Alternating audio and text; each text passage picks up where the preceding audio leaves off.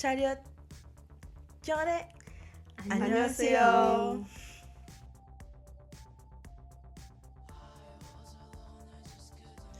Bonjour à toutes et à tous, nous sommes sur Parle-moi K-drama, le podcast sur les séries coréennes. Nous sommes de retour sur les épisodes 2 à 4 pour ce même deuxième chapitre sur My Name. Partie 2, parce qu'on a plein de choses à partager, plein de choses à dire. Et donc, comme coutume, je suis accompagnée de Ninon. Salut. Et Elena. Hello. Toi c'est Emma. Et moi c'est Emma. Nous continuons donc aujourd'hui, comme je le disais, sur les épisodes 2 à 4 sur My Name. Donc sans plus tarder, je passe le micro à Elena qui récupère le micro pour la rubrique Point Culture. Allez Elena, yeah. On va encore apprendre plein de choses avec Elena. On a encore appris plein de choses avec Elena. Alors, pour ces épisodes-ci, je me suis un peu calmée. Et il y a beaucoup moins de choses à dire. Oh, quelle déception. Non, mais j'ai fait le choix, du coup, de parler d'un thème principal qui, ma foi, est assez riche en informations. Donc, je me suis dit que c'était pas mal de le développer. Pourquoi ? Parce que le sujet, quand même, qui revient énormément dans cette série, c'est la criminalité, c'est les gangs, c'est les bad guys, quoi, comme on dit, tu vois. La vengeance. Et du coup, je vais essayer un peu de remonter dans l'histoire du banditisme coréen. Waouh. Ah ouais, la Corée comme vous ne l'aurez jamais vu, quoi. C'est marrant parce que l'un des titres des articles que j'ai utilisés, c'était The Underworld, The Korean Underworld. Donc c'est vraiment genre le monde souterrain de la Corée. Le monde caché de la Corée. Ça. Et oui, puisque la Corée n'est pas que paillettes, beauté et le pays du matin calme, oui, c'est ça, oui. Mon œil. Donc, avant ça, j'ai quand même, avant et après, j'ai quand même quelques petits points très rapides qui m'ont paru intéressants d'expliquer. Et sans plus tarder, le tout premier point, je vais vous passer un petit extrait. Donc là, on est sur l'épisode 2. On est presque à la moitié de l'épisode 2. Oh Hae-jin, du coup, est déjà installée en tant que policière. Elle a pris fonction dans le commissariat de Incheon, je crois. Je sais plus si c'est dès le début qu'elle est dans ce commissariat. Je sais qu'en rejoignant les stups, elle rentre dans ce... Non, pour moi, elle y est déjà... elle est déjà, mais juste dans une équipe sur notre brigade, ouais. Ouais, elle est la section criminelle pour l'instant. Ouais. Et pour vous resituer un petit peu la scène, elle prend en filature quelqu'un qui, après on comprend, est soupçonné de meurtre. Sauf que, par la même occasion, elle fait foirer une mission d'infiltration gérée par l'équipe de Pildo, du coup. Comme par hasard. Comme par hasard. Et c'est leur première rencontre, leur premier échange. 너 뭐하는 새끼냐? 넌 뭐하는 새끼인데? 어? 마약 수사대 전필도 경사다. 아이씨발 짭새 맞네! 강력 2팀 오해진 경장입니다. La partie sur laquelle je vais mettre le focus, c'est leur présentation et plus en particulier leur poste, leur fonction dans la police. Puisque, on le sait, hein, même en France, il y a différents rangs dans la police. Ah ouais, je comprends rien, moi. Voilà, et moi non plus. Et puis en plus, ça a été traduit en français avec des termes... Très simples. Je sais même pas si c'est équivalent. C'est peut-être l'équivalent en français, j'en sais rien. Mais je soupçonne plus que c'est la traduction à partir de l'anglais. Ouais. Donc ça faisait pas sens pour moi. J'arrivais pas à trouver d'infos. Donc, je suis repartie à la source.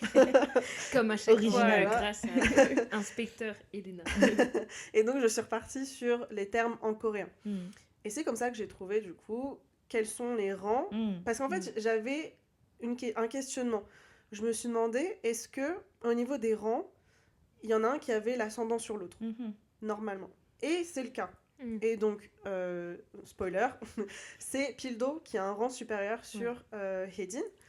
Et je vais expliquer du coup les nuances, juste les différences de rang. Après, j'ai l'impression qu'elle respecte pas plus pour autant. Et c'est pour ça. Est-ce que c'est parce qu'ils sont pas dans la même... C'est possible. Dans la même équipe. Section. Ouais, la même section. Déjà, je sais pas si on a passé l'extrait, mais on n'a pas expliqué ce qui se passait dans l'extrait. J'allais y venir. Donc, pour le contexte, Hedin a appréhendé la personne, donc le malfrat, qui était soupçonné de meurtre. Okay, puisque elle, sa mission, elle est dans la brigade criminelle, comme tu l'as dit, Emma. Donc son but, c'est de chercher les personnes qui sont soupçonnées de meurtre, etc. Pildo, lui, est dans la section des stupes, donc des stupéfiants. Donc lui, son but, c'est d'arrêter les personnes qui sont soupçonnées ou qui participent à des trafics de drogue, etc. Donc que ce soit la vente, la consommation, enfin bref, voilà. Et donc il se présente. Il se présente, mais pas dans une manière très cordiale. C'est pas « Bonjour, je suis Pildo, et toi, comment tu t'appelles ? Enchantée ?» Non, pas du tout. Pourquoi ? Pourquoi ? Parce que... la primaire. Pourquoi ? Parce que, en fait, il y a un peu un combat entre différentes sections de la police, et les deux affaires se mêlent. Je rappelle, Pildo était sur une affaire d'infiltration. Il était infiltré. Et se faisait passer pour un revendeur de drogue. Donc il fournissait de la drogue et en échange, il devait récupérer de l'argent. Et au moment de où il récupérait l'argent, c'était censé prouver la culpabilité de la personne en face. Sauf que débarque Hedin. Arrivée fracassante. Elle casse les murs. D'ailleurs, elle casse littéralement, je crois, une fenêtre. Et elle rentre, donc vraiment entrée fracassante dans la salle, et elle interrompt la transaction. Elle appréhende du coup le malfrat, lui passe les menottes, etc. Sauf que Pildo l'arrête et lui dit « Mais non, en fait, c'est mon suspect. » Et elle dit « Mais non, c'est mon suspect. » Et donc arrive la présentation. En train de gueuler. Arrive la présentation, Pildo qui lui dit... Alors... Il lui dit, bon, dans un français correct, pas avec des injures, il lui dit, mais t'es qui, toi ? Vraiment, genre, qu'est-ce que tu fais là ? Pourquoi t'as gâché mon opération ? Petit saligo. Exactement. Mais t'es qui, toi ? Et elle répond, mais toi, t'es qui ? J'adore. Et donc, il se présente. Donc, je vais répéter ce qu'il dit, lui, en coréen. Mayak Susade Chon Pildo Kyongsada. Donc Mayak, on l'a vu avec Emma la semaine dernière. La semaine d'avant, peu importe, je sais pas. Bref. On l'a vu avant. On l'a vu avec Emma. Mayak, donc c'est le terme qui désigne les stupéfiants, donc la drogue. Susade, c'est du coup c'est la brigade. Donc la brigade Susade, la brigade Mayak des stupéfiants. Voilà. Il dit son nom et son prénom, Chon Pildo, et Kyongsada.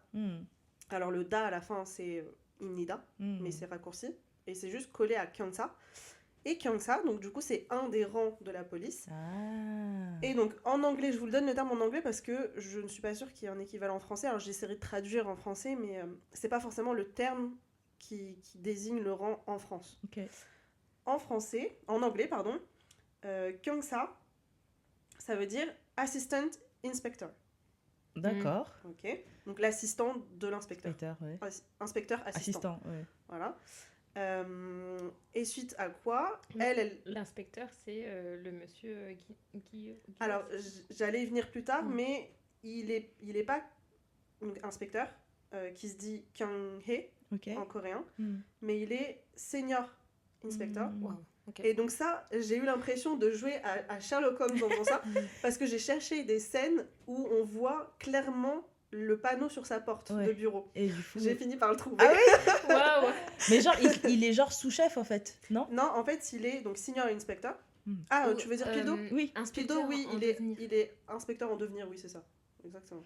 Mais ça veut rien dire, inspecteur en devenir. C'est les rangs, donc au bout d'un moment, tu vois, genre en fonction de ton ancienneté et en fonction des missions auxquelles tu as participé, je suppose, tu gagnes en galon.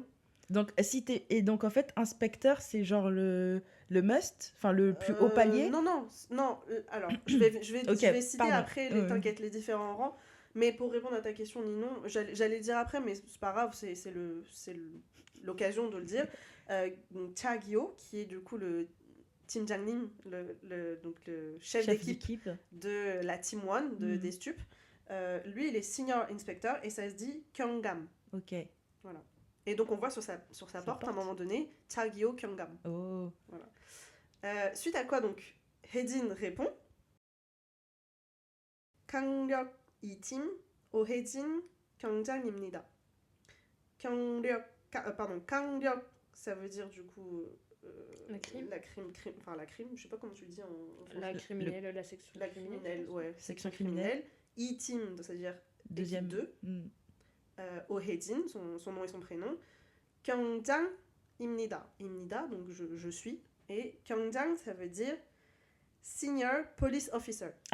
Donc en fait, ils ont le même rang. Non, elle a un rang juste en dessous de lui. Oh. Alors, je donne du coup les différents rangs. Ok. Je pense que là en français c'est l'officier. Un officier. Elle serait officier senior. Attends, lui il est inspecteur en devenir et elle est officier senior. Je crois, mais voilà. Quand t'es officier, c'est pour moi c'est le rang classique, mais peut-être pas. Oui, c'est le rang classique. Et inspecteur c'est au-dessus. Ouais. Ah. Et peut-être que dans inspecteur t'as junior, senior. Exactement. Mais ça je sais pas. Si, en fait c'est en fonction de ton ancienneté. Mm. Donc du coup le rang basique, j'ai pas réussi à trouver l'information, mais je ne sais pas si quand tu rentres dans la police tu as ce rôle là ou si c'est plutôt un peu comme vous savez les pompiers volontaires. Donc je ne sais pas, mais en tout cas le premier rang que j'ai trouvé en anglais ça se dit auxiliary police officer, et d'ailleurs auxiliaire. Ouais, auxiliaire, mais donc officier de police auxiliaire. Donc ça c'est vraiment le tout premier rang. C'est le rang vraiment le plus bas dans la police en Corée. Genre ceinture blanche. Exactement, voilà. Je mettrais équivalent judo. Ouais, c'est ça.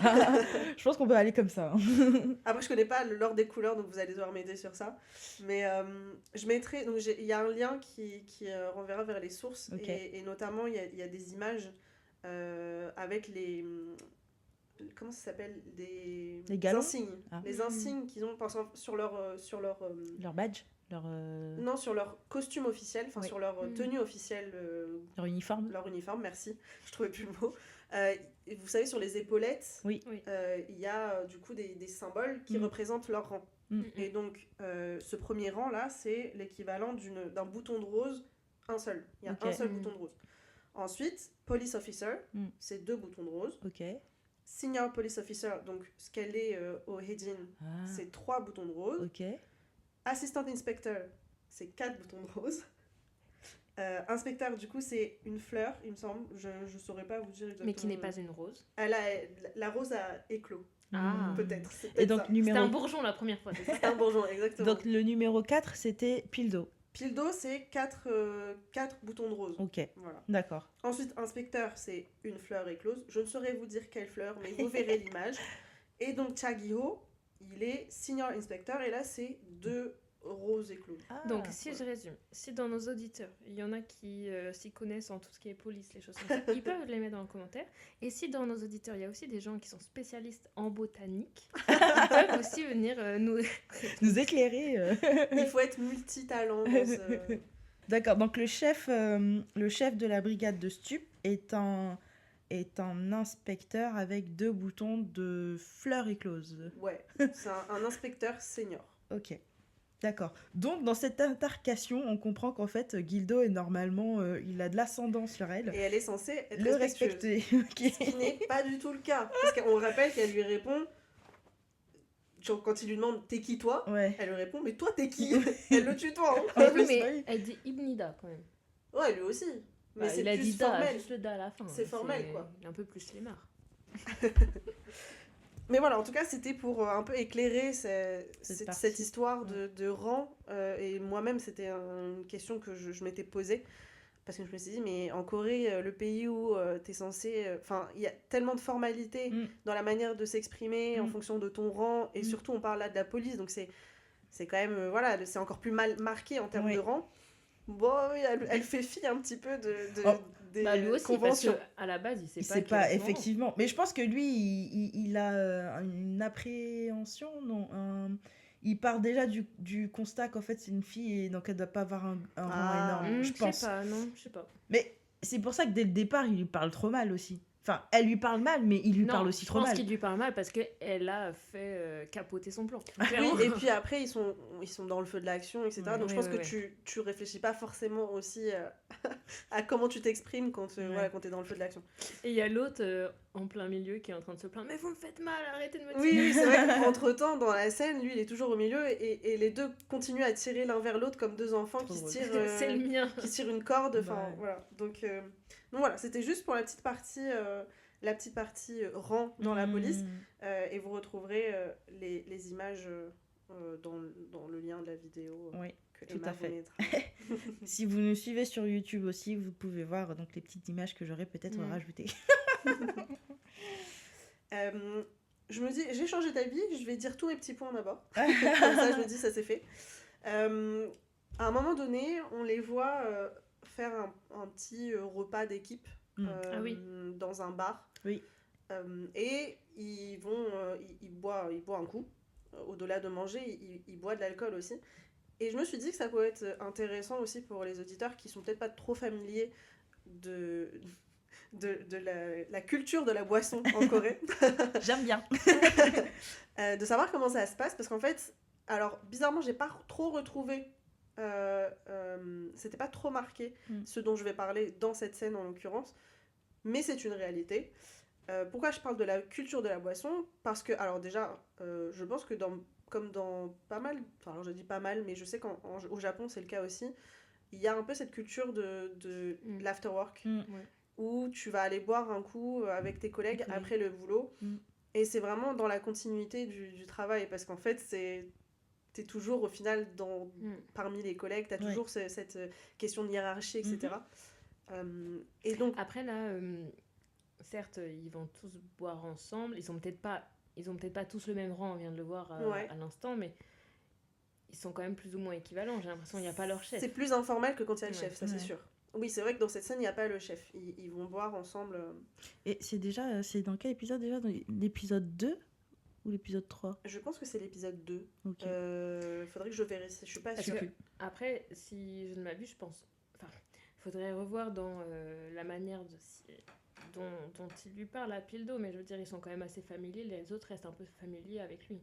Oui, Enfin, oui. ils rigolent de lui, en tout cas. Enfin, je sais pas s'ils mettent le yo à la fin, donc la C'est l'épisode politesse, 3, mais- pardon. Oui. C'est l'épisode 3. Oui, non, en fait, je pense que aussi le fait que tu travailles ensemble, ça crée une... Bah non. Ça crée une proximité. Ce qui fait que... Comment dire? La manière dont tu t'exprimes et la hiérarchie, l'âge, tout ça se mêle un petit peu. Et il y a des incohérences. Bon, après, Mais, c'est aussi un milieu particulier, c'est un milieu particulièrement dur, donc je pense qu'ils sont d'autant plus Oui. proches pour ça. Mais donc, du coup, dans cette fameuse scène, je voulais parler des règles de bienséance, entre guillemets, lorsque tu bois avec quelqu'un qui est plus âgé que toi ou qui a un rang supérieur à toi. Ou qui a une fleur sur son épaule. Une fleur éclose ou pas? Exactement. Et du coup, juste très rapidement, en Corée, déjà d'une, il est très mal vu de se servir soi-même de l'alcool. D'ailleurs, si. Voilà, et j'allais le relier à une autre scène Oui. qu'on voit dans l'épisode 3. Oui, je crois.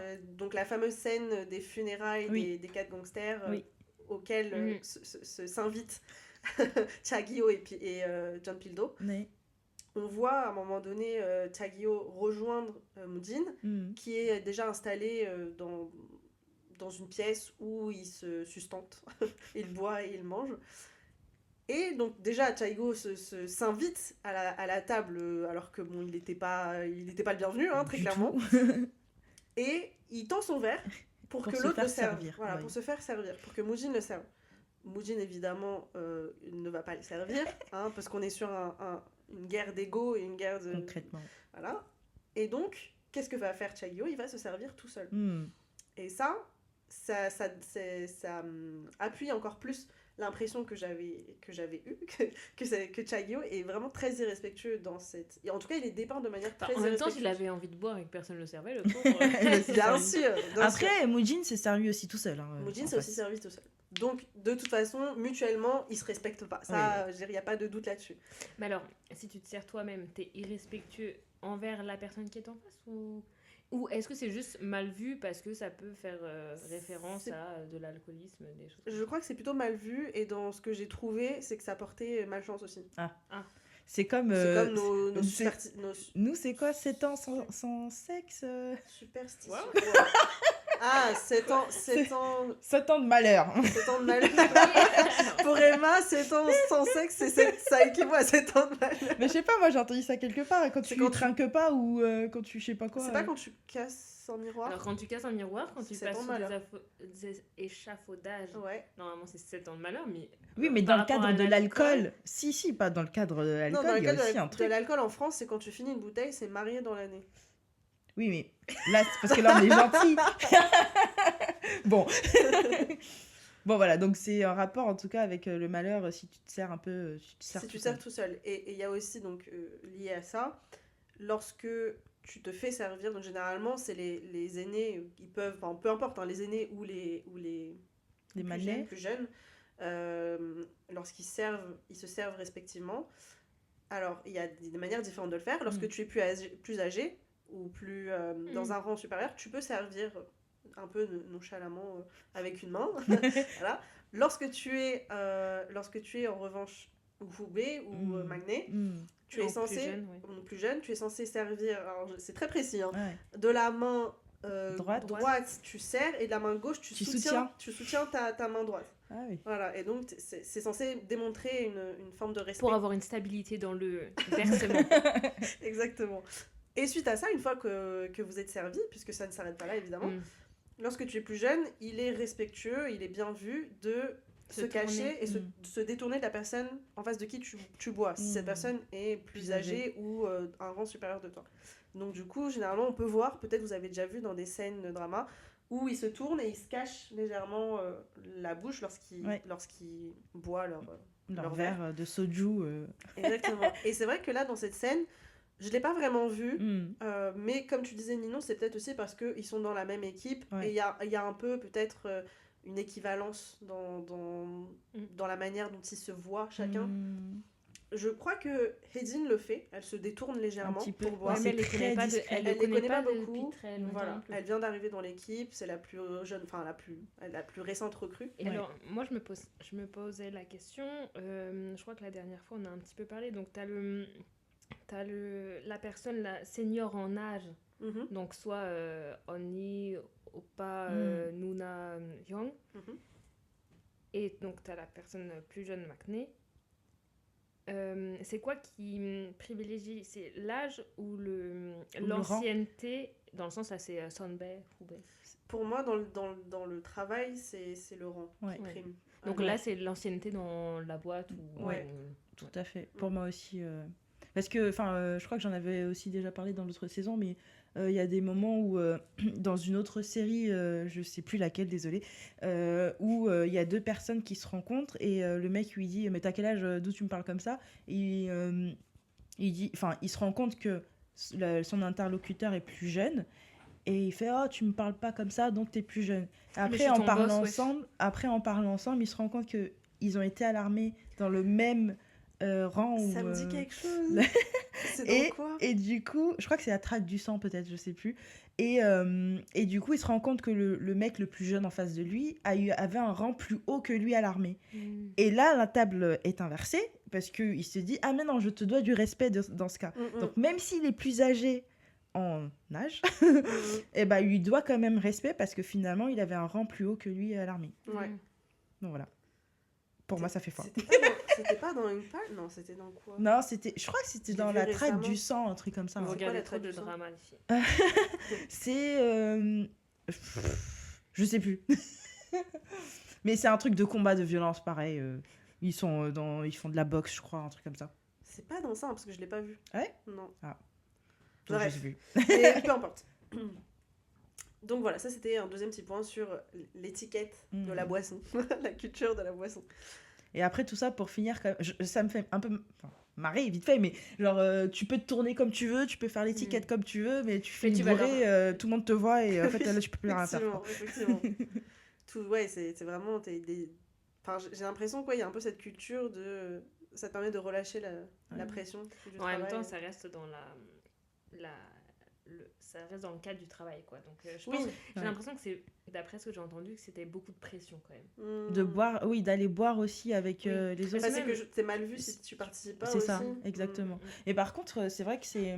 Enfin, comparé en France, nous, si tu vas pas boire en after work, en fait, c'est pas grave. Et d'ailleurs, même, c'est un peu mal vu de faire une cuite, de boire à outrance avec tes collègues. Ah bah oui. Mais je pense que je sais pas, c'est pas moi la pro de la culture coréenne ici, je regarde Elena, mais je suis pas pro non plus.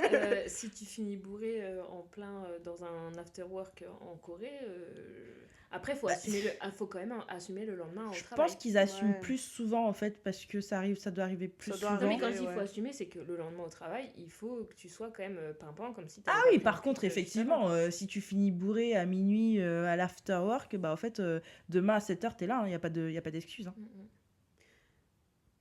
Pardon. Non, c'est moi, pardon. Non, j'allais dire, c'est vrai que je suis d'accord avec Ninon. Enfin, on a un rapport très différent, je trouve, en France, en tout cas, parce que je parle de ce que je connais. Mais on pro de l'afterwork. non, mais dans le sens où c'est plus mal vu de se mettre une cuite en France. Oui. Parce que après, le comportement que tu as eu lorsque tu étais bourré, il est beaucoup plus scruté par les collègues. Et surtout, on en parle beaucoup plus de manière négative. Oui. J'ai en tête... effectivement un exemple qui me concerne où j'ai eu un after work avec des collègues et une de mes collègues qui était totalement pompette. Bon bah voilà, après il y a eu beaucoup de jugement de la part des gens. Et pas en Corée alors? Je ne sais pas, ça j'avoue que je ne sais pas, mais en tout cas c'est pas du tout la même vision de l'événement. Oui. J'ai plutôt l'impression que c'est un peu, tu sais, genre il faut participer en Corée pour t'intégrer à l'équipe. En France, bon, il y a moins de... Oui, on va te dire, bah, c'est pas drôle si t'es pas là, mais on va pas non plus te juger si tu participes pas aux activités. Parce qu'en France, c'est un peu, j'ai fini le boulot, c'est bon. Genre, c'est ça, après, c'est la place du travail dans nos vies qui est aussi différente. Ah, ça, c'est sûr. Pourtant, on a même, on fait 8 heures de boulot, voire plus. Oui, mais bon, en Corée, il y a ce qui est officiel et ce qui est vraiment fait, quoi. Ouais. Bah, dans le sens où sur papier, oui, ils vont faire 9h, 18h, mais en réalité, ils vont faire beaucoup d'heures sup, sans doute. Mais là où je veux en venir, c'est qu'on passe, que ce soit eux ou nous, on passe tous plus de temps au travail. Mais je veux dire, la balance, je pense que on porte... comment dire ça? Peut-être on met pas la vie personnelle et nous en France, la vie personnelle et la vie du travail... on mélange pas. Oui, déjà, et aussi sur le même équilibre. Enfin, non, pardon. Peut-être que nous, on va se dire, bon, bah, notre vie personnelle à nous, notre bien-être personnel à nous est plus important que notre travail. Mais peut-être qu'en Corée, c'est différent. En tout cas, ça change peut-être ces dernières années, mais je sais pas. En tout cas, ce qui est sûr, c'est que il y a vraiment des différences. Enfin, c'est une vraie différence culturelle. La manière dont ils voient les after-work. Je sais pas s'il y a un terme en français. L'après-boulot. Ouais, c'est vrai qu'à chaque fois, j'utilise des termes en anglais. Je pense qu'il n'y a pas de terme en français, parce que c'est pas dans la culture, forcément. Et c'est vrai que j'ai pas regardé le terme en coréen. Je ne sais pas du tout si... Ah mais attends, je vais le noter. Peut-être que la prochaine fois, vous allez avoir ce terme. Attends, je regarde si ça existe. Ouais, non, c'est pas... C'est traduit genre de manière très littérale. Donc toi aussi, t'as trouvé Iliknate? Knante, ouais. Ok. Dans mes petits points, je voulais aussi faire une petite pause sur une des phrases que dit Pildo lorsqu'il s'incruste aux funérailles des gangsters. Donc, Chagyo va rencontrer Moojin. Chagyo étant l'inspecteur en chef senior. Senior. Donc il le laisse passer. donc Teju, le bras droit de Moonjin, laisse passer Chagyo, mais Pildo est arrêté avant même de pouvoir rentrer dans le temple. Et donc s'ensuit des petits échanges un peu mesquins, voilà, il lui dit « Ah, ton bras ça doit faire mal », et il dit « Bah de toute façon c'est pas grave, on n'a pas d'argent de toute façon ». Et du coup je voulais m'arrêter sur cette phrase, parce que dans l'épisode précédent, j'ai parlé des rites funéraires et des coutumes à appliquer lorsque tu assistes à des funérailles ou lorsque tu organises des funérailles. Et notamment, il y avait la question de l'argent. Et là, il lui dit très clairement « Oh, bah de toute façon, j'ai pas d'argent pour payer mes respects aux défunts, en gros. » Et c'était vraiment juste un petit point rapide pour... En gros, je le respecte pas. Quoi. Voilà, c'est pour vraiment mettre l'accent sur la rivalité qu'il y a entre la police et les gangsters, et encore plus inciter sur le fait qu'il y a vraiment un manque de respect entre eux deux, mais surtout au final, là, dans cette scène et dans cet épisode, un manque de respect de la part des policiers. On rappelle la scène où Chagyo fait très, très clairement comprendre que la vie des gangsters, c'est de la vermine, donc qu'ils meurent ou pas, ils s'en tapent royalement. Concrètement.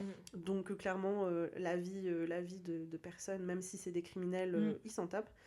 Donc voilà, je trouvais ça intéressant d'appuyer et de décortiquer un peu une phrase qui peut paraître anodine, mais qui culturellement, lorsque tu l'ancres culturellement, elle a quand même un message assez fort. Ouais. J'ai pas d'argent, donc très clairement, je m'en tape de tes défunts et je leur paye pas de respect. Genre, voilà, c'est limite, ils ont eu ce qu'ils méritaient. C'était la fin de mes petits points. Et je passe du coup au menu principal, le plat de résistance. Et je vais parler de l'histoire de l'underworld, the Korean underworld, de l'histoire du banditisme en Corée et notamment des gangs criminels. Et donc quand j'ai commencé mes recherches, c'est vrai que quand on parle de gangs en Asie, les gangs coréens, c'est pas du tout ce qui nous vient en premier. Ce qui vient en premier, c'est les Yakuza. Les Yakuza, c'est vrai qu'il y a aussi la triade chinoise. Mais au final, les gangs et les gangsters coréens, dans les connaissances communes, l'imaginaire collectif, merci Ninon, ça parle pas, quoi. Ça nous parle pas. Et pourtant, il y a eu des criminels notables en Corée et qui, vous allez voir, ont eu au final une importance... dans la politique, c'est allé même jusque dans la politique de la Corée. Et moi je me posais la question, nous ça ne nous parle pas en tant que Français, mais est-ce que tu sais si pour les Coréens ça parle ou pas, sachant que nous par exemple tu nous parles de mafia française, ouais je sais qu'il y a des mafias françaises, mais je les connais pas, elles sont pas si connues que ça, tu vois. Alors du grand public, je veux dire. Ouais, j'ignore la portée qu'ils ont en tout cas il y a quelques personnes, quelques criminels notables dont je vais parler, j'ignore leur portée en Corée du Sud, mais je sais leur portée publique pour le grand public, mais je sais que ils ont une importance historique. Donc c'est possible, et notamment il y a eu un film sur l'un d'eux, donc je me dis c'est possible qu'ils soient quand même connus du grand public coréen. Donc je vais en reparler en détail, mais je vais d'abord revenir historiquement, comme je le fais très souvent, parce que c'est comme ça que je trouve ça passionnant et intéressant. Et surtout, ça permet de vraiment mettre dans le contexte historique de la Corée. Et comme je le disais aux filles en off avant le début des enregistrements, mine de rien, les recherches que j'ai faites sur Unpal, où c'était beaucoup autour de la politique au final, parce qu'on parlait des présidents, etc., et il y a un lien, et j'ai retrouvé des liens limite chronologiquement qui se suivent. Oui. Et c'est ça que j'ai trouvé super intéressant. C'est un spin-off. Et My Name, c'est le spin-off de Unpal. On vous avait pas dit. Donc je vais commencer avec quelques termes en coréen. Est-ce que vous savez, les filles, comment on dit gangster en coréen? En plus, la honte, on l'a appris l'épisode suivant, le précédent. Attends, désolée, interro surprise, j'avais pas prévenu. Si, je vais l'avoir. Alors, attention, chopok. Exactement, et tu nous avais d'ailleurs décortiqué le terme. C'était le terme en entier, parce que Chopok, c'est un diminutif, Ouais. et en fait, le terme en entier, c'est Chojik Polyokpe. Exactement. Chosik, qui, je rappelle, veut dire organisation, structure, et Polyokpe, qui veut dire voyou, bande de voyous, etc.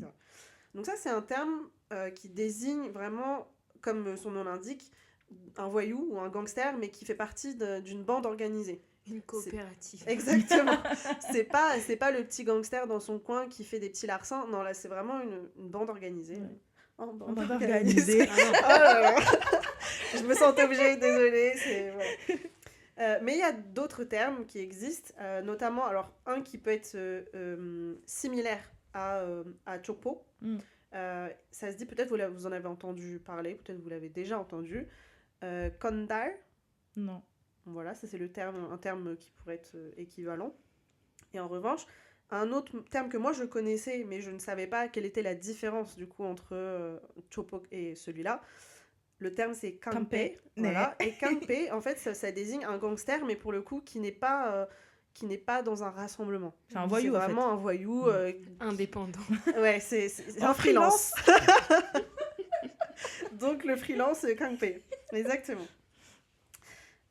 Il faut savoir que en Corée, il y a c'est un thème assez récurrent dans des films de parler des gangsters ou du monde des gangsters en Corée. J'ai 2 exemples de films. Le premier c'est Shinsegae, New World en anglais, qui veut dire Nouveau Monde. Un film qui est sorti en 2013. Le spin-off très rapidement, c'est un policier sous couverture qui infiltre pendant des années la plus grande organisation criminelle de la Corée du Sud. Wow. Petit fait annexe, intéressant, le personnage principal, donc ce policier qui est sous couverture, est joué par Lee Jung-jae, qui est le personnage principal de Squid Game. Oh. Voilà, je découvre des choses. Est-ce que c'est inspiré de faits réels? Je ne suis pas allée voir jusque-là. Ouais, okay. Je t'avoue, désolée. En revanche, deuxième film qui lui est inspiré de faits réels, qui s'appelle Le fils du général, Changguni Ader, qui est sorti en 1990. Et là, le synopsis, c'est donc le fils d'un général qui s'est illustré dans la guerre contre les Japonais devient le chef d'une bande qui s'oppose avec succès aux Yakuza japonais.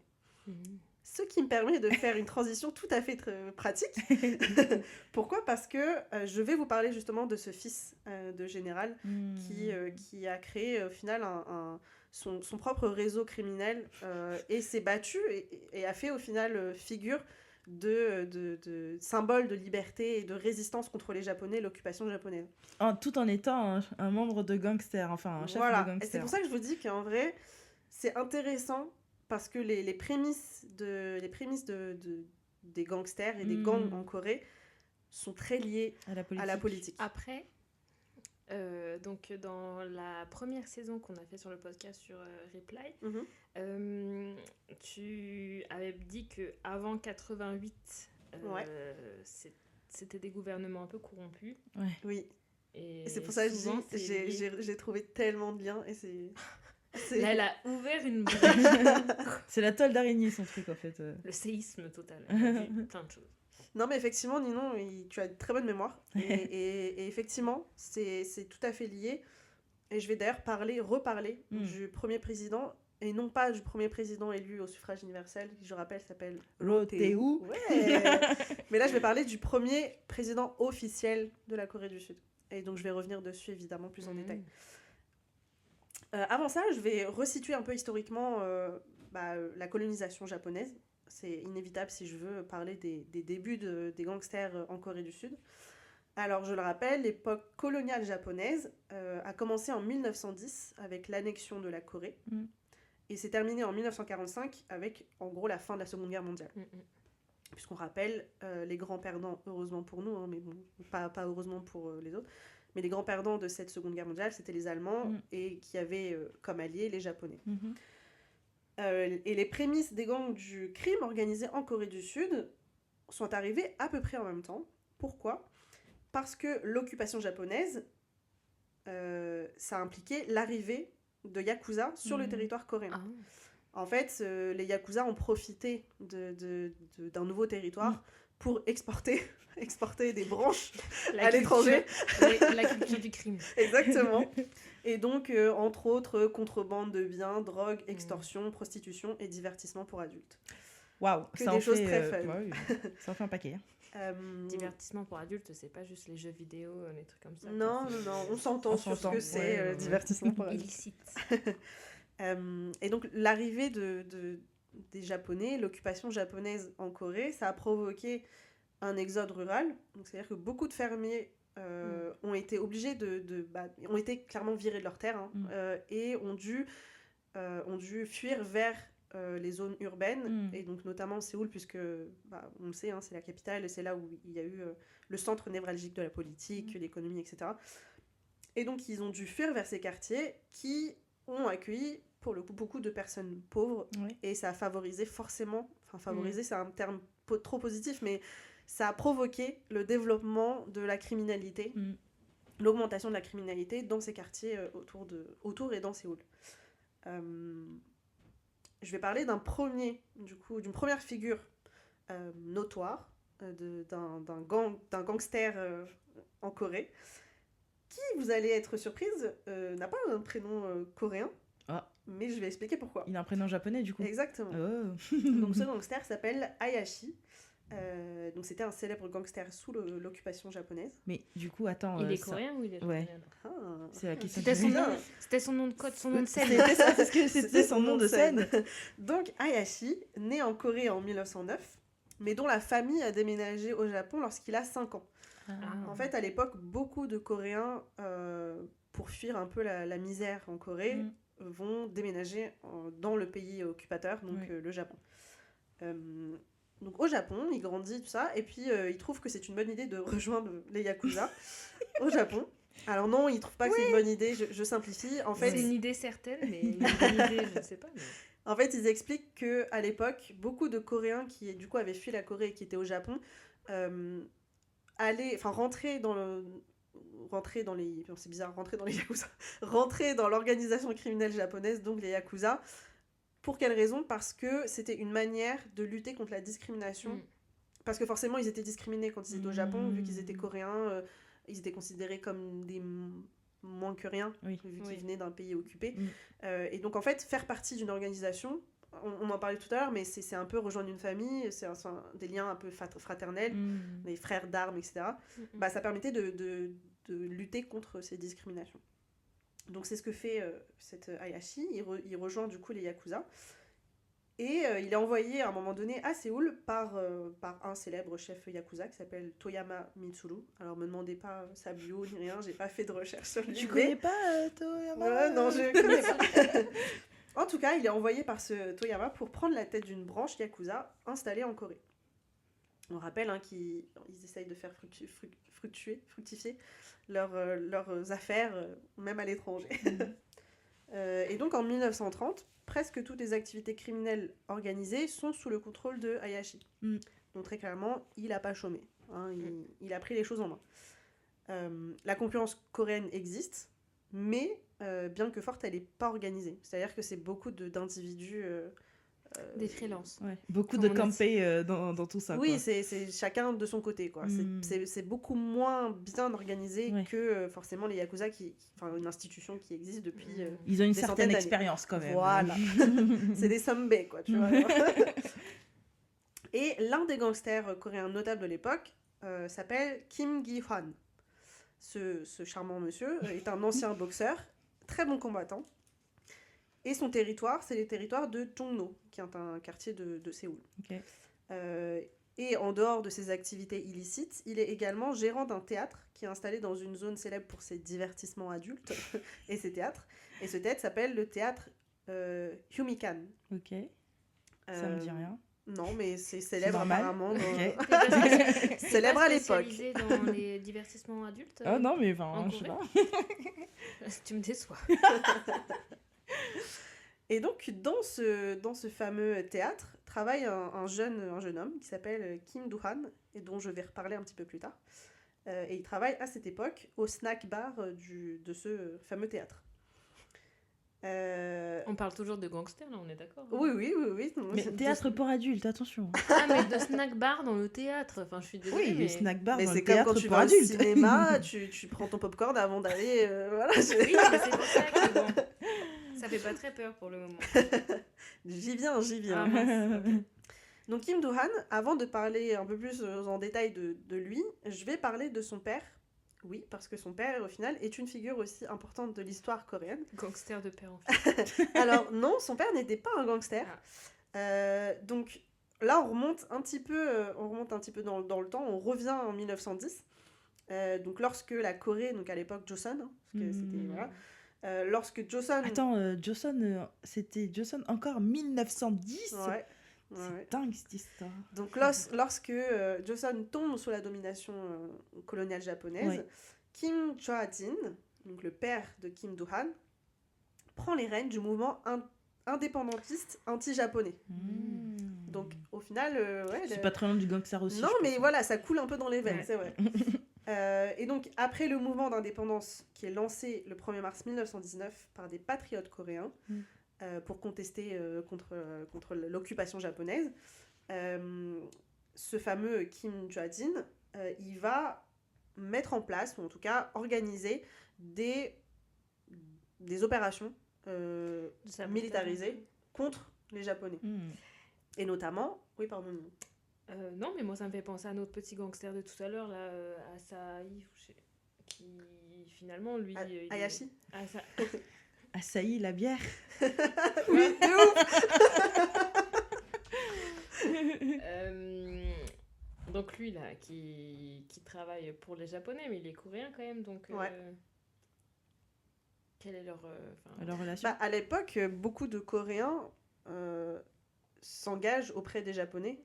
Ils travaillent pour des Japonais et en fait, ils sont considérés, entre guillemets, aujourd'hui, par l'histoire, ils sont considérés comme traîtres à leur Oui, pays. des Mais à collabos. l'époque, oui, mais à l'époque, enfin voilà, on peut pas se mettre à leur place. Oui. C'est-à-dire que. Ouais, non, mais tout à fait. Mais en fait, là, tu es en train de parler de personnes qui sont devenues gangsters pour le patriotisme coréen. Oui. Mais parallèlement, il y a des Coréens qui sont Ah oui. partis travailler dans les gangsters japonais. Oui, Ouais. tout à Donc, fait. Ouais. là, on commence à avoir des guerres. Ah, mais de toute façon, oui, c'est. Enfin, je veux dire, à l'époque. Enfin, c'est comme. On peut faire le parallèle avec nous, en France, Oui, lorsqu'il y a eu Vichy. Oui, Bon, voilà, résistants, collabos. Voilà, il y avait des collabos, il y avait les résistants, mais c'est souvent le cas lorsqu'un pays est Sous colonialisé domination, ou ouais, voilà. envahi. Occupé. Voilà. Oui, occupé. Exactement. Donc pour reprendre mon histoire sur ce Kim Jong-un, l'un de ses hauts faits militaires, C'est au fait. haut comme auteur, Ah, au gradé, quoi. genre, haut fait. Non, haut fait Les c'est... faits importants. Ouais, Ah, Un- merci. les un filles. Fait événement notoire. important. Voilà. Ah, d'accord. Ok, Un de ok. ses hauts faits, D'accord. donc fait notoire. Ok. C'est que, donc, je rentre dans les détails, mais c'est important pour la suite. Le 20 octobre 1920, les Japonais ont vent d'un rassemblement de combattants indépendantistes. À la tête de ce mouvement se trouve Kim Jong-un. Et donc, ils vont envoyer 10 000 soldats sur place. Et il s'avère que c'était un guet-apens. Il y avait effectivement donc des combattants indépendantistes, mais ils étaient placés en guet-apens, en embuscade. Et bon, c'est pas très joyeux, mais 2500 Japonais sont tués dans ce guet-apens.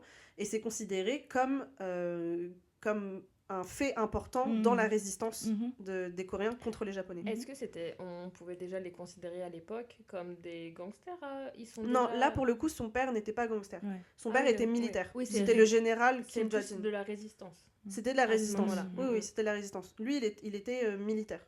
Ok. Et d'ailleurs, je reviens très rapidement sur mon film donc, que je vous ai cité. Le fils du général, Donc c'était lui. ça parlait de lui. Le général en question, c'est Kim Jong-un, du coup. D'accord. Tac, tac, tac. Bon, malheureusement, il passe pas inaperçu et il devient la cible des Japonais Numéro et il un. finit par être assassiné en 1930. Mm. Les détails ne sont pas donnés sur la mort de la mère de Kim Do-han, du coup la maîtresse, parce que c'était une maîtresse, c'était pas sa femme officielle, Ah. la maîtresse de Kim Ça Jong-un. change tout.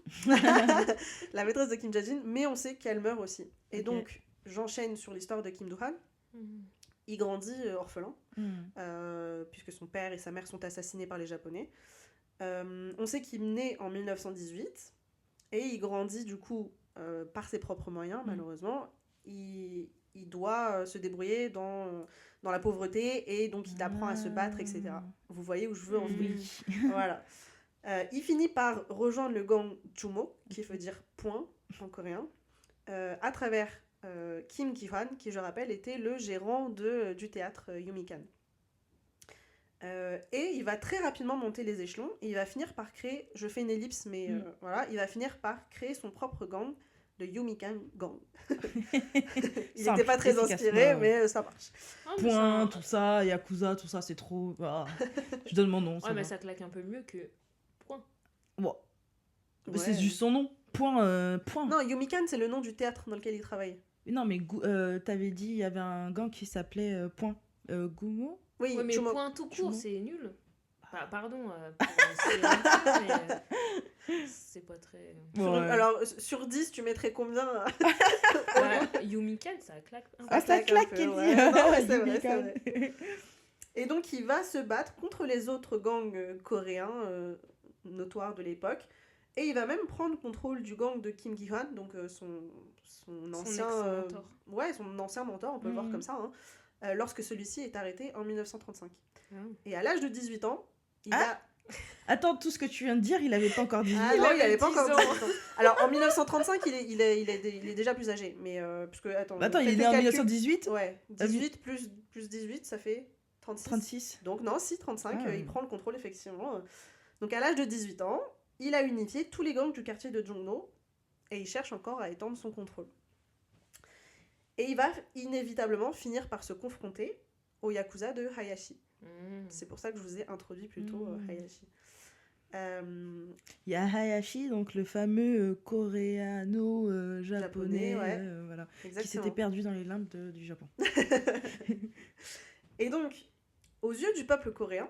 Mais alors, tout à l'heure, tu nous avais introduit le fait que les gangsters avaient un lien avec la politique. Est-ce que le lien, il s'arrête là ou non, ils travaillaient dans leur action illicite pour favoriser le gouvernement coréen au détriment des Japonais? Pour moi, ça, ce serait encore un autre débat ou Non, mais le lien, j'y suis pas encore venue, c'est pour ça. Mais pour Là, moi, pour déjà, l'instant- rien que le fait qu'il soit dans la résistance, ça faisait déjà pas mal un lien. C'était en fait, son père qui était dans la résistance, donc tu vois, je me suis demandé s'il avait il continuait sur les marches de son père en tant que gangster ou pas. si c'était un élément déclencheur, mais c'est tout. Ok. J'y viens. Très bien. Vous êtes bien impatients. Voilà. Donc j'y venais. Aux yeux du peuple coréen, les membres du gang de Kim Do-han incarnent des héros. Ils sont de vrais héros qui incarnent le symbole de la résistance parce qu'ils se battent tout simplement contre leurs oppresseurs. Et donc c'est une figure importante du mouvement anticolonial japonais. Et il va même devenir plus tard une figure politique sous le gouvernement du Parti libéral du premier président coréen qui s'appelle Lee Seung-man. Lee Seung-man qui était premier président de 1948 à 1960. Le fameux premier président officiel. Voilà, le premier président officiel. Non élu démocratiquement, je rappelle. Exactement. Et donc forcément, il va mêler ses activités criminelles aux activités du gouvernement. Voilà. Je continue ma petite histoire. Donc, au niveau de la timeline, on est en 1945, à la libération de la Corée. Les Japonais, et par extension les Yakuza, vont fuir le territoire coréen. Et Kim Do-han va donc en profiter pour prendre le contrôle des activités criminelles de tout Séoul. Rien que ça. La fin de la Seconde Guerre mondiale, ça signe la partition de la Corée. Donc entre Corée du Sud et Corée du Nord. Suite au protectorat qui a été instauré en 1945 par leur sauveur, entre guillemets, les États-Unis et l'Union soviétique. Sauf que, si vous avez un peu suivi les cours de géographie et d'histoire à cette époque-ci, qu'est-ce qui commence en 1945 ? La guerre. La guerre froide. La guerre froide, Ouais. exactement. Et donc là, vous voyez où je veux en venir encore une fois. Protectorat des États-Unis et de l'Union soviétique. Sauf que guerre froide, ça veut dire que il y a un peu friction entre les États-Unis et l'Union soviétique. Et donc, pour rappel, donc, cette guerre froide dure de 1945 à 1989. Et la Corée devient une victime collatérale de ce conflit. La Corée du Entre Sud, la Corée, La Corée tout la court. Corée tout court la Corée de devient- l'époque. Ouais. la Corée de l'époque devient une victime collatérale de ce conflit entre les deux puissances. Parce que c'est un exemple concret, entre autres. Là, pour le coup, on a, si je résume, les États-Unis avec la Corée du Sud et l'URSS à l'époque avec la Corée du Nord, qui Ouais. sont vraiment là délimités. Et c'est pas pour rien, enfin je veux dire, c'est pas anodin que aujourd'hui la Corée du Nord soit un pays communiste et la Corée du Sud un pays capitaliste. C'est Dit pas, autrement, ouais. c'est pas anodin. Et donc, suite à ça, 2 dates importantes. Le 15 août 1948, c'est la proclamation de la République de Corée, qui est donc la Corée du Sud. Et le 9 septembre 1948, la proclamation de la République populaire démocratique de Corée. À ne pas La Corée confondre. du Nord. La Corée du Nord. Et donc cela signe le début de la seconde génération des gangsters. Comme les idoles. Eh oui. Non mais c'est dingue. Donc, on rappelle que nous sommes dans le gouvernement de Lee Seung-man, Mm. qui est le premier président coréen. Et il va se servir de ses liens avec Kim Do-han, dans le monde des gangsters, du coup, et va même jusque recruter des gangsters pour réduire ses opposants politiques au silence. Et donc, ce sont là des prémices du gang de Dongdaemun. Des mercenaires. C'est un peu ça. Ouais. Donc, ce fameux gang de Dongdaemun, il est établi par Lee Jong-jae en 1953. Lee Jong-jae est né en 1917, il a servi dans l'armée japonaise et il a été recruté par Kim Do-han. Kim Mais Do-han, du coup, il est pardon. passé de l'autre côté parce qu'il est passé du Japon en Bah, Corée, quoi. comme je l'expliquais tout à l'heure, Ouais. beaucoup en fait ont servi l'oppresseur Ouais. pour Pour mieux s'en éviter d'être sortir, oui voilà ouais. pour s'en sortir et pas finir dans la pauvreté. Mhm. C'était soit tu devenais gangster, soit tu servais dans l'armée, Ok, quoi. ouais. Ou alors t'étais bon, c'est très caricaturé, mais Mm. caricaturé, oui, ça Oui. dit. Donc Lee Jong-jae va rencontrer plus tard le gangster Im Hwa-soo, qui est un homme d'affaires et réalisateur. Et c'est là que ça devient intéressant. Le gouvernement va aussi se servir de ce fameux Im Hwa-soo. Pour les films de propagande. Exactement. Ouais. Et il va faire appel à ses services pour Très faire des connu. films pro-parti libéral et anticommuniste. On connaît. Et je vais finir du coup pour cet épisode-ci sur ce gang de Dongdaemun, qui était donc très réputé pour ses attaques terroristes politiques, ayant pour but de faire taire l'opposition contre le parti en place, qui était, vous l'avez bien compris, corrompu. Et pas qu'un peu. Waouh. Et Fermeture de l'ordinateur. Eh ben, merci beaucoup, Elena, Elle sur nous ces laisse belles paroles. en suspense. Je vous laisse en Ouais. succès. Et Ah, la du coup, prochaine on fois, aura une suite. second épisode, je vais continuer l'histoire des gangs en Corée pour en arriver jusqu'à de nos jours. Aujourd'hui. Ah ouais, ça doit être super intéressant de voir aujourd'hui où est-ce que ça en est, les gangs, les mafieux coréens. Mais c'était déjà très intéressant Ouais. à l'époque. Et le fait que je n'ai pas précisé d'ailleurs, c'est que à l'époque, bon aujourd'hui là on le voit, ils se battent avec des couteaux, ils ont même parfois des armes, etc. Dans la série on le voit. À l'époque c'était beaucoup des combats de rue au point. Et donc en fait, D'où d'où le Le nom point. d'où le nom du Après, du beaucoup gang. aussi. Hein. Là, oui, ils ont des flingues, ils ont des couteaux, mais les armes Bah, c'est martiaux. beaucoup, ouais. Et donc en fait beaucoup en leur arts réputation, martiaux avec, avec le corps, quoi. exactement. Mm. Et leur réputation du coup jouait énormément sur leur capacité à se battre. Mm. Donc, donc ce fameux Kim Do-han, là, il a été pendant un moment considéré comme le meilleur combattant dans le monde des gangsters. Mais voilà, c'était vraiment, il fallait savoir se défendre Ouais. au corps à corps, quoi. C'est bas. Mais mine de rien, il y a quand même une certaine pas loyauté, mais c'est un peu faire, je sais pas, faire en C'est anglais. juste. Ouais. Ah. Dans le sens où on mesure plus facilement la valeur de quelqu'un s'il sait se battre Oui. à main nue qu'avec un flingue. Mm. C'est clair. Enfin, c'est plus équitable. Bah, on a bien vu, là, par exemple, Dongjae, il s'appelle Oui. Non. Dougou. Le Non, pas méchant. Dongjae. Qui, Comment Comment il s'appelle Kangjae Kangjae. Ouais. Kangjae. On voit bien que c'est pas le genre de gangster qui se bat à la loyale, quoi. Ouais, Il drogue les ouais, femmes pour déjà de abuser un, d'elles. Enfin voilà, c'est... Et puis, il dépend énormément aussi, là on le voit comme la dernière scène de l'épisode 4, il dépend énormément de ces gars. de ces hommes de main pour pouvoir assouvir ses désirs et sa vengeance. Tout à fait. Assouvir ses désirs et sa vengeance, ça j'aime bien. Merci beaucoup Elena. Bravo. Yeah. On en a encore appris plein de choses avec Elena. Mais on en apprend plein de choses avec tout le monde. Même avec toi, Exactement. là, à l'instant, Emma, on va en apprendre plein de choses. Et voilà les filles. Et si pour terminer, on finissait avec la petite partie traduction. Let's go. Let's go.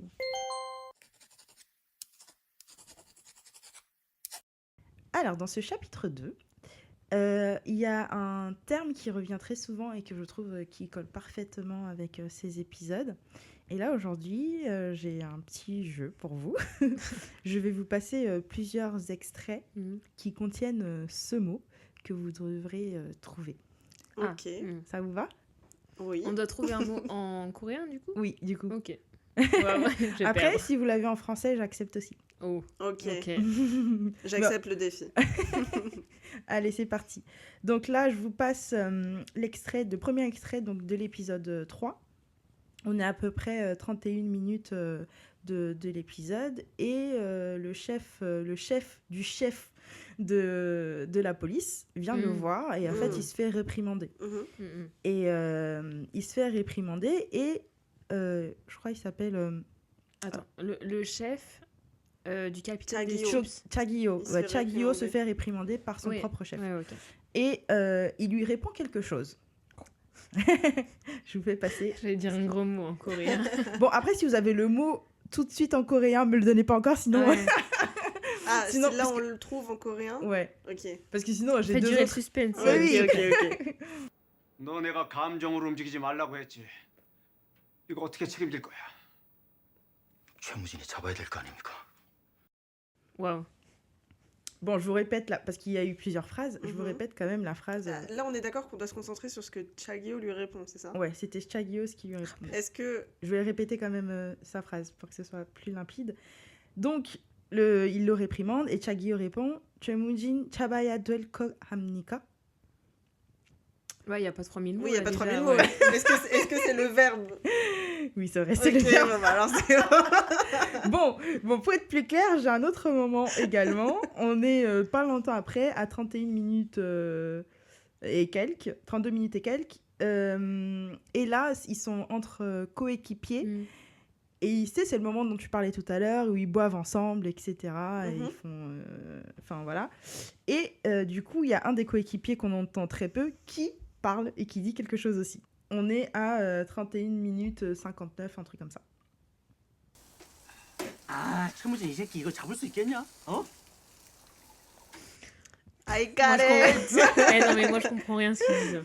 Donc, je répète la phrase. Bon, il met un peu de temps à la dire, mais en gros... 아, 최무진 이 새끼 이거 잡을 수 있겠냐? 어? Moi, je crois que j'ai compris le mauvais mot. Bon, alors, il me reste encore 2 timestamps. Est-ce que je vous fais dire le mot ou on attend encore un peu? On attend encore un peu? On attend, s'il te Je plaît. pense l'avoir, personnellement. Ok, bon, on attend encore un peu. Ok. Donc, c'est un autre moment. On est à l'épisode 4, cette fois-ci. Et pareil, c'est un moment dont on a parlé tout à l'heure, Elena. C'est le moment où Chagio vient aux funérailles des mauvais garçons. Et il s'ensuit une discussion avec Choi Moo-jin. D'ailleurs, en parlant de Choi Moo-jin, je voulais aussi préciser que, je sais pas si vous avez remarqué, mais en français, on dirait Choi Moo-jin. Ouais, ah oui, mais c'est parce que le OI, ça se pense. Choi, ouais, c'est vrai. Ouais, ça se Mais pense, du oui. coup, en réalité, c'est Choi Moo-jin. En fait, les lettres O et les lettres I, enfin l'équivalent de ça en français, ça c'est pas, enfin ça se prononce pas Choi, Ouais. c'est Choi, ouais, c'est ouais. ça. Bon, voilà, c'était petit Mais d'ailleurs, je instant. me demande si c'est pas la prononciation à l'américaine. Choi. Choi.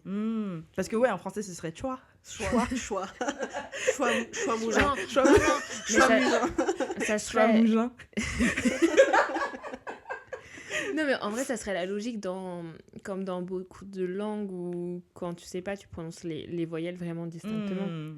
Parce que en japonais, ça aurait été comme ça, OI, enfin tu vois. Oui, du coup, oui, mais non, bon. mais là, c'est un petit truc un peu qu'il faut apprendre quand t'apprends le coréen. Ouais, c'est c'est que ça. la combinaison du OI, ça fait oui. Ouais. Comme à peu près beaucoup d'autres combinaisons. mais bon. voilà. Du coup, on est à donc, l'épisode 4. On est à 8 minutes de l'épisode. Donc, c'est vraiment un peu au début. Et là, donc le mec avec son chewing-gum. Hein. Ah, ouais. 내가 하는 건 하나야.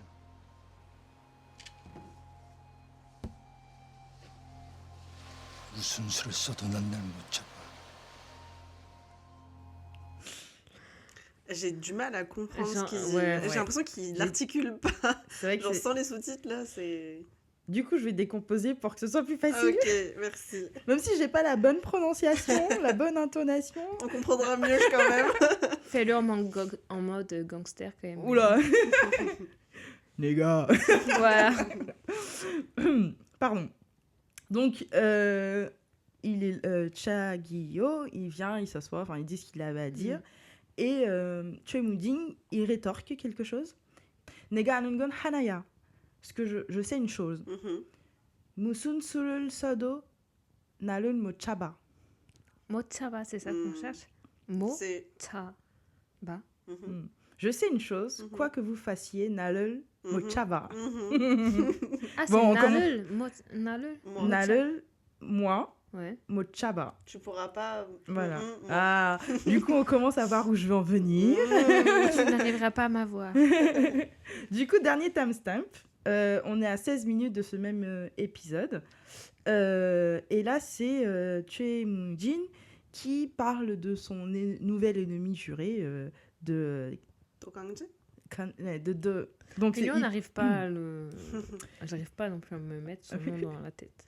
Du coup, il parle de son ennemi Tokanje et il se dit quelque chose à propos de lui. Bon, je passe le timestamp. 그러니까 놈을 잡으면 약도 생긴다. Ah, Ah. I got it. Ok, bon, je décompose encore une fois. Didn't got it. Je pense qu'il dit, si Ouais, Ouais. ce gars-là, on peut aussi récupérer la drogue. la drogue, au passage. exact. Sur coup- Maraf, ce gars. Colonne.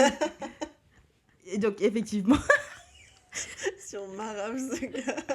Merci Emma d'avoir Ça va- rigolé genre 3 minutes après. ça veut dire quoi maravé déjà? Genre lui casser sa... Ah, On veut casser la le genou. violence ici, toujours dans le thème. Casser sa binette. Ah Quoi? C'est un mot pour dire Ah le ouais. visage, non? La binette. La binette. Ah, j'ai pas du tout pensé à ça. Moi hein, non plus. Bah non, mais marave, genre casser la... On lui C'est casse pour les lui casser genoux la quoi. gueule, Enfin, genre. c'est ça. Attends, Tiens. casser la binette. Vous connaissez pas cette expression? L'origine de cette expression est liée aux coiffures que portait Louis XIV, les Oui, bah. binettes, Ah bah bravo. selon Ah ouais. le nom de leur créateur, Monsieur Binet. Donc ça veut dire se casser la binette, ça signifie se casser la figure. La perruque. Ça n'a rien à voir avec ce que je pensais, mais ok. Ouais, c'est quand même une expression du 18e siècle apparemment, mais bon, c'est pas grave. Faut Maraver croire, quelqu'un. faut croire que, je sais pas, genre, je sais pas d'où j'ai appris. Ouais, Mais c'est trop drôle. Bon, du coup, Pardon, on digresse. du coup, on n'est pas loin de cette traduction-là. Il dit 그러니까 놈을 잡으면 약도 생긴다. Mhm. Du coup, Mais attends, c'est parce que tu essayes de nous faire découvrir depuis tout à l'heure. Si, il y a un mot C'est le en même commun mot. à chaque Ah fois. merde. Pardon. Du coup, C'est juste avec des formes différentes, ouais, ouais, c'est vrai. conjugales différentes. l'utilisation différente, on va dire. Mhm. Du coup, si je fais la traduction, du coup, si on le chapta, Mhm. on aura aussi la drogue. Yeah. Et là, bon, vu la phrase que je viens de faire, hein, on se doute du mot que j'ai essayé d'utiliser. Mhm. Si je résume, il y a eu une pour ce verbe-là, dans les phrases que j'ai passées, 잡아야 됐다, Mhm. 잡을 수 있다, Non mais franchement, le coréen, c'est tellement dur pour la conjugaison. Moi, je suis désolée, mais... 못 잡다, Bon. 잡으면, donc de chapta, Mhm. plus 면. Mhm. Et là, le verbe / mot. Maravé. Bah, ensemble, Attraper. maraver, ouais, attraper, c'est ça. Chapta égale attraper. Ok. Et en fait, effectivement, dans toutes les phrases que je viens de passer, à chaque fois, parce qu'on se disait aussi tout à l'heure, tout le monde était un peu suspicieux de tout le monde. Tout le monde a envie de mettre la main sur tout le monde. Et en gros, et c'est pour ça que je trouvais ce mot intéressant à capter. Et en plus, il est apparu sous différentes formes. C'est vrai, mais c'est très fort d'avoir repéré ça. Ouais, Je sais pas comment t'as fait pour repérer je chaque sais pas non Elle plus. non plus. différentes formes, mais... Mais voilà, donc c'est vrai que j'ai dit les différentes formes, mais j'ai pas expliqué. Donc Chabaya tuetta, donc il faut l'attraper, Ah oui. devoir attraper. Donc Tuetta, le devoir tuetta. c'est ya tuetta, Devoir. devoir. Chabel suita, suita de pouvoir. Mo chapta, ne pas pouvoir, enfin oui, ne pas pouvoir, de pas pouvoir l'attraper. Et chabemion, chapta plus mion, c'est comment tu l'expliques? C'est si attraper. Si point Si on attraper. l'attrape. Ouais. Ok. Donc c'était chapta. Chapta. Ne Chap. ta. Ta. Ne. Elena chap. Chapta. Chapter. Et j'ai un petit mot bonus Oh. qui, pareil, complète, on va dire, ce terme attraper. Parce qu'une fois que tu as attrapé quelqu'un, Tu en le fais maraves. Oui, mais tu... Enfin, en tout cas, dans le cadre de la police, une fois que tu l'attrapes, il y a une action ensuite. Tu le coffres. Tu l'arrêtes. Tu le mets derrière les barreaux. Franchement, les filles... Tu le pends. Non, non, ça dépend des pays, ça. Non, mais vous avez raison. On l'attrape, effectivement. Enfin, après l'avoir attrapé, on le coffre. Donc, j'ai cherché le mot coffret durant tout le drama. Bon, il y est sûrement, mais j'ai pas trouvé. Mais par contre, j'ai trouvé un autre moment où il utilise à peu près le même terme. Je vous passe ce moment. Donc, on a l'épisode 2 à 23 minutes et quelques. Et Ji-woo vient de faire capoter voilà, comment t'appelles ça La mission. L'intervention, ouais. L'intervention, effectivement, de la brigade des stupes. Et donc ça, c'est juste avant qu'elle intègre donc, les stupes. Et il se passe un truc intéressant. Il se bagarre le mec à emporter. à arrêter. Donc il se dispute le mec à arrêter. Et là, Pildo, il dit quelque chose. Il dit le mot qu'on cherche. Ok. Épisode 2, timestamp 23 minutes. 네가 지금 무슨 짓을 했는지 아냐? 뭐 대충 알 것 같은데. 대충 알아서 되겠냐. 넌 지금 6개월짜리 기획수사에 똥을 뿌린 거야. 이씨. 이 새끼는 우리가 데려간다. 아씨. Donc, si je reprends la phrase qui était importante à récupérer de cet échange, il dit « Isekinun uri teriyakanda ». On teriyakanda, c'est idiot. Teriogada. Teriyokada. Pour moi, ça veut dire emmener. Ouais, c'est emmener, embarquer. Ah, embarquer. Ouais. Mais du coup, tu peux pas l'utiliser pour dire j'emmène avec moi. Je sais pas si je dis je vais à un concert, j'emmène ma soeur avec moi. Bah, tu peux l'embarquer avec toi. Ouais, je l'embarque avec Ouais. moi. Je pense que ça fonctionne aussi. Bon, après, voilà, normalement, après, je peux pas te confirmer, mais pour moi, ça devrait marcher puisque c'est embarqué. Après, lui, là, ici, c'est utilisé dans le contexte du policier qui embarque. D'une arrestation. Mais ouais, donc, c'est quelqu'un, ça peut être quelque chose aussi ou pas? Ah, je sais pas. Je sais que c'est quelqu'un vu l'exemple, mais je sais pas si tu peux embarquer quelque chose. Ouais. Enfin, Ouais. là, c'est quelqu'un, mais Ouais. dans l'exemple, c'est aussi un petit peu un objet, le monsieur. Hein, Oh, parce le que- pauvre. T'es un peu comme Chagio, toi. Tu penses que... Non, les- mais c'est comment les il traite. criminels, Non, non. Je veux dire, c'est comment il traite. Ça fait vraiment. Non, c'est à moi. C'est comme un jouet. Tu vois une poupée avec Ouais, des j'avoue. enfants, tu vois. C'est vrai. Bon, du coup, les mots, il n'y a que 2 mots aujourd'hui, Mhm. mais je trouvais intéressant à les chercher. Donc, chapta, de attraper. Tap, tap. Et une fois que tu as chapta, tu embarques. Terio kada. Teriogada. Teriogada. Terio gada. Teriogada.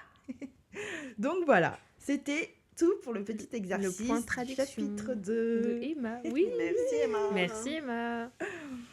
Je pense qu'on est pas mal. On s'est bien On amusé est pas aujourd'hui. mal. On est pas mal. On est pas mal. De ce fait, on va pouvoir clôturer ce chapitre sur les épisodes 2 à 4 de My Name. Ouais. Ouais. Oh yeah. On se retrouve la semaine prochaine pour les épisodes suivants, donc de 5 à 7, qui sera l'avant-dernier chapitre. Oh, ça On passe arrive vite. vers la fin, attention. Ouais, De ce fait, on peut dire au revoir à tout le monde. Merci de nous avoir écoutés. 들어주셔서 감사합니다.